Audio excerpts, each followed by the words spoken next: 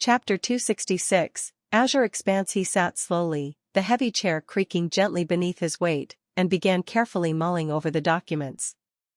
Maps filled with markings, reports of sightings, and descriptions of suspicious activities, all spoke clearly of rising tension, a subtle yet definite shift suggesting deeper, hidden threats lurking just beneath the surface. Eldric's brows knitted together deeply, his eyes narrowing as he processed each piece of information, the weight of potential danger steadily mounting within him. He sighed deeply, whispering quietly to himself, "Just what exactly are you planning, damn demons? And why did the insanity creed suddenly appear now, of all times?" As Eldric continued his meticulous examination, elsewhere within the mansion, the atmosphere shifted distinctly.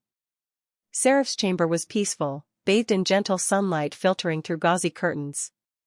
The young girl sat silently on the chair beside the window, wrapped in a simple gown, her green hair cascading softly around her shoulders.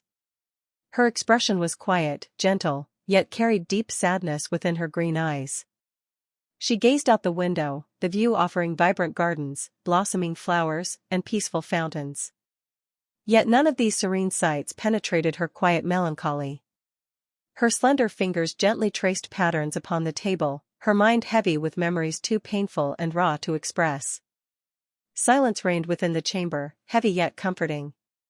Seraph had slowly grown accustomed to the peace, the safety offered by the Hellstorm estate. Yet a deeper, hidden part of her soul remained uncertain, fractured by traumas she could not yet voice. She had been waiting for the one ray of sunshine in her bleak life for the past few days, yet she saw no one coming. Turning her head towards the gate with a hopeful look in her eyes, she softly muttered to herself, "Oh, Ion, la. T?" She had trouble voicing her words, yet she practiced daily so when an opportunity to talk with Orion arrived she wouldn't miss it. A vast azure expanse stretched endlessly in every conceivable direction, a boundless realm devoid of any landmarks, filled only with gently swirling azure gas. The ethereal currents flowed in serene harmony, forming delicate patterns that shimmered with an almost hypnotic rhythm. This was Orion's sea of consciousness, now strangely unfamiliar, transformed into a dreamlike domain without edges or limitations. Amidst the infinite stillness, a subtle shift occurred. Two eyes, luminous, aware, and filled with confusion, slowly opened, casting faint golden rays through the serene blue mist. Yet there was no physical body attached to these eyes. Orion found himself floating gently as a flickering golden flame, his form ethereal, delicate, and subtly shimmering with life energy. For a moment, Orion's awareness was hazy, fragmented. He blinked, attempting to process the surreal sensation of being reduced to mere consciousness. What's happening, he thought, his voice echoing softly within his own mind, reverberating gently through the azure void. Carefully, Orion examined himself, only to realize he was no longer flesh and blood, but merely a fragile, flickering flame. An understanding dawned slowly, bringing clarity tinged with interest. This gentle flame was the life fire he had struggled so long to ignite, now fully formed and burning steadily within his sea of consciousness. Did I wake up prematurely, before my evolution finished? Orion wondered, puzzled yet fascinated. Maybe igniting the life fire triggered my awakening sooner than expected. Attempting to make sense of his strange situation, he tried focusing outward, attempting to sense the world beyond his sea of consciousness. Yet no matter how much he strained, there was nothing, no sensations, no external sounds, no control whatsoever over his physical body. Frustration briefly surged through him, only to be quickly replaced by calm acceptance. "Seems I'm completely disconnected from my physical self," Orion acknowledged silently. "Well, no use worrying about it now." Deciding to move instead, Orion willed his ethereal flame form to move through the infinite blue expanse. But his flame merely flickered slightly, stubbornly remaining in place. Realization dawned quickly. Right. I'm not even a fully formed soul yet. Just an ignited life fire. I suppose movement is still beyond my current state. With movement impossible, Orion resigned himself to floating patiently, suspended gently within the tranquil azure mists. His thoughts drifted naturally toward recent events, the intense battle in the forest, the kidnappers, Fiora's true form, and the Tier 7's death. His heart clenched slightly at the vivid memories of helplessness, anger, and determination he'd felt. Instinctively, Orion reached out mentally, seeking familiar comfort. Lumi? Yet the silence stretched on for a heartbeat, 2 heartbeats, then finally, a single translucent notification appeared clearly before him. Limitless System V3 is undergoing evolution. Orion's flickering flame widened in surprise, illuminating briefly brighter as excitement surged through him. Another evolution? So soon? Last time, the update gave me the quest and the treasure history feature. This should be interesting.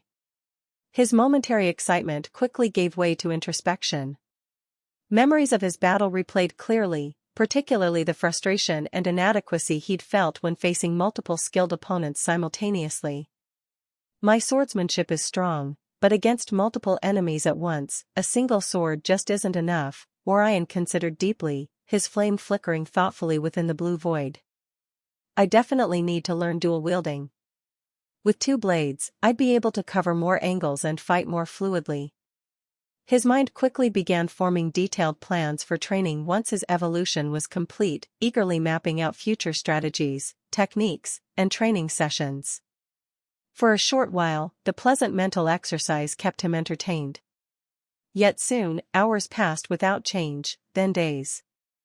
By the second day, Orion's initial excitement gradually waned into restless boredom. By the third, his patience began wearing thin. Trapped within his own mind, he felt keenly the wasted time. By the 4th day, Orion's restlessness became intolerable. The serene blue expanse felt almost mocking in its perfect stillness, offering neither stimulus nor escape. His patience finally snapped. "Ah, fuck it," he growled inwardly, frustration evident. "If I'm stuck here for who knows how long, might as well make productive use of this time." Determined, Orion recalled clearly the mana circuit and runic inscription books he had borrowed from the Academy's vast library. He'd carefully read through them before, but never had the chance to fully internalize their intricate contents amidst the chaos of recent events. Without physical books to reference, Orion delved inward, reconstructing the texts meticulously within his mind. Page by page, diagram by diagram, word by painstaking word, he visualized each detail precisely, steadily immersing himself in focused, thorough study. First, he mentally reconstructed the mana circuit book. Its intricate diagrams materialized clearly in his mind, each mana channel and pathway vividly recalled with exacting precision. Orion meticulously traced every line, every route, every interaction between circuits, fully comprehending their detailed functions and nuances. Time ceased to have meaning as he immersed himself deeply, unraveling each subtle intricacy within the ancient mana theory. Orion's mental clarity grew sharper with each passing moment, his understanding deepening profoundly, as though the absence of physical distraction enhanced his ability to learn exponentially. Completing the mana circuit text after what felt like an eternity, Orion shifted effortlessly to the runic inscription manual. Carefully, he mentally visualized each runic line, recalling clearly their delicate structures and subtle meanings. In his mind, he practiced engraving each runic line precisely, his mental hands tracing their elegant curves and sharp angles again and again, until he reached a level of mastery and comfort he'd never achieved before. As Orion diligently studied, time continued to pass unnoticed in the real world, yet within the infinite Azure expanse, he made immense strides forward. His profound comprehension of mana circuits and runic inscriptions reached unprecedented heights, thoroughly surpassing mere familiarity to approach genuine mastery. Occasionally pausing to rest his thoughts, Orion's flickering flame form shone steadily brighter, radiating greater confidence and strength as his mental foundation grew infinitely more robust. His frustration slowly dissolved, replaced by focused determination and quiet satisfaction. Even trapped in his sea of consciousness, he was determined not to waste a single moment. By the time I awaken, Orion thought resolutely, determination ringing firmly within his mental voice, I'll have thoroughly mastered these subjects. Then I can play around with spells and other stuff as I please. Thus, within the silent, boundless Azure expanse of his sea of consciousness, Orion's tiny flame of life fire steadily burned brighter, patiently awaiting the moment he would be finally free from this place. Chapter 267, House Delmire and House Duckvale plus, Turn off reset. Chapter 267, House Delmire and House Duckvale. Sunlight spilled gently through the curtains, bathing Seraph's room in a soft, warm glow. The room was quiet, comfortable, and serene, a stark contrast to the chaotic memories still faintly haunting the corners of her fragile mind. Her delicate figure sat quietly at the small wooden table by the window, her long green hair cascading softly over slender shoulders. Her emerald green eyes, gentle yet troubled, were fixated on the neatly arranged parchment before her. She traced carefully written letters with a trembling finger, mouthing each word silently. Her lips parted, trying desperately to shape sounds she once knew, yet they emerged only as faint, uncertain whispers. "Oh. Ori. Orion." She whispered softly, the effort evident in the furrowing of her brow and the hesitant movement of her lips. Each syllable was a small victory, yet each required tremendous strength and resolve. Just as she gathered her determination to try again, a gentle knock resonated quietly through the wooden door, startling Seraph slightly. A familiar voice called softly from outside, respectful yet cheerful. "Miss Seraph, I'm entering inside." Seraph's eyes widened briefly in hesitation, anxiety flashing clearly within her gaze before she steadied herself. Carefully, she set the parchment aside, smoothing the fabric of her simple gown. Taking a deep breath, she calmed herself down. The door opened gently, revealing a kind-faced maid in a neat uniform, smiling warmly and respectfully. "Good morning, Miss Seraph." "It's time for your bath," the maid said gently, extending a welcoming hand toward her. Seraph hesitated, her green eyes filled momentarily with a question she desperately wished to voice. She opened her mouth slightly, yearning to ask about Orion. Why hadn't he come to visit her for the past few days? Why had the only bright spot in her life suddenly vanished? Yet the words caught painfully in her throat, fear and uncertainty strangling them before they could escape. Noticing Seraph's struggle, the maid tilted her head slightly, her expression gentle and reassuring. "Is something wrong, Miss Seraph?" she inquired softly. Seraph's cheeks flushed faintly in embarrassment, her gaze falling toward the floor. She shook her head slowly, unable to muster the courage needed to voice her question aloud. Instead, she took the maid's offered hand quietly, allowing herself to be guided gently toward the washroom. The bath was warm and comforting, gently washing away her lingering anxieties for a brief, blissful moment. Yet even as she relaxed amidst the soothing steam and fragrant soaps, her mind wandered inevitably back to Orion. Where had he gone? Was he safe? Would he come soon? After the bath, wrapped comfortably in a fresh gown, Seraph returned to her chamber. Soon afterward, another maid arrived, carrying a neatly arranged platter of fresh fruits and crisp vegetables, the vibrant colors inviting and enticing.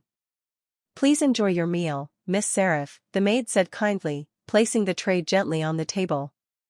Seraph didn't react to it as she continued to sit still while gazing out of the window before looking at the food as the maid left. She began to eat slowly, carefully savoring each bite, though her mind remained distracted. Between delicate mouthfuls, she gazed quietly out the window, her heart heavy with worry and unanswered questions. Orion's absence was a constant ache within her, a silent worry gnawing persistently at her fragile mind.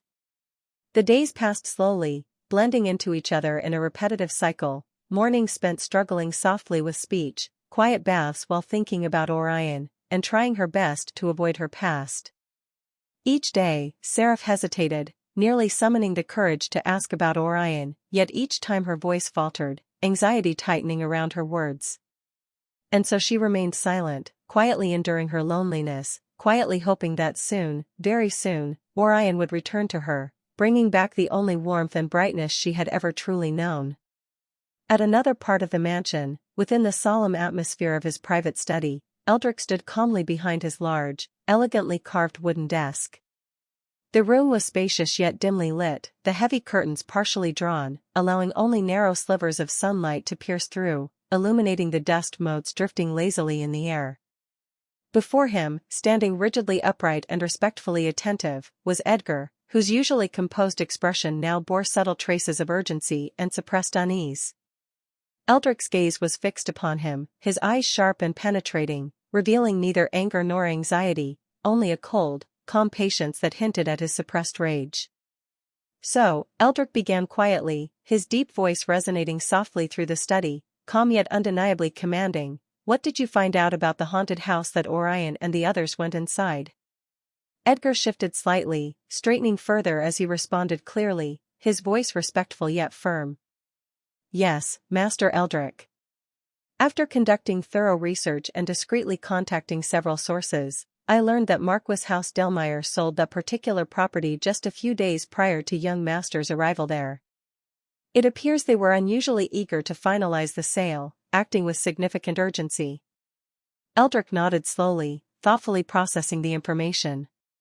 The implication was clear to him, such urgency and coincidence rarely aligned innocently. His eyes narrowed slightly, suspicion hardening into certainty. "So," he continued calmly, his voice edged with an icy, restrained menace, "you suspect that House Delmire was involved with this kidnapping attempt?"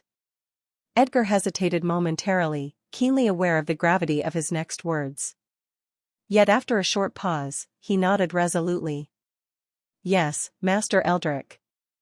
Ever since young Master Orion began rising in prominence within Thunder Peak Royal Academy, certain noble houses have shown unusually suspicious behavior. I've had my agents quietly watching them, observing every subtle change. Initially, these movements were minor, nothing openly aggressive or overtly threatening.